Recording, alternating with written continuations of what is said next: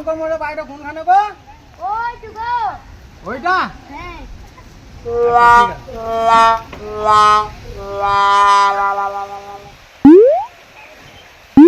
শঙ্কর মোড়ল, কে ও শঙ্কর মোড়ল, হ্যাঁ কে গো? বাড়িতে আছেন? হ্যাঁ ভিতরে আসো।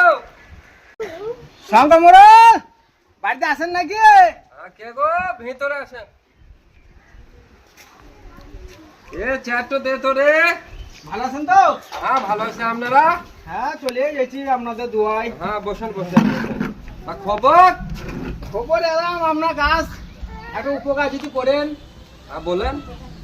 আমার একটা শুনলাম আপনার একটা ছেলে আছে, হ্যাঁ আসেন। বিয়ে দেবেন শুনলাম। হ্যাঁ বিয়ের উপযুক্ত হয়েছে, বিয়ে তো দিতেই হবে। তা দয়া করে যদি একটা উপকার করেন আমার একটা মেয়েও বিয়ের উপযুক্ত হয়েছে, যদি আমার ছেলের সঙ্গে যদি বিয়ে দিতেন।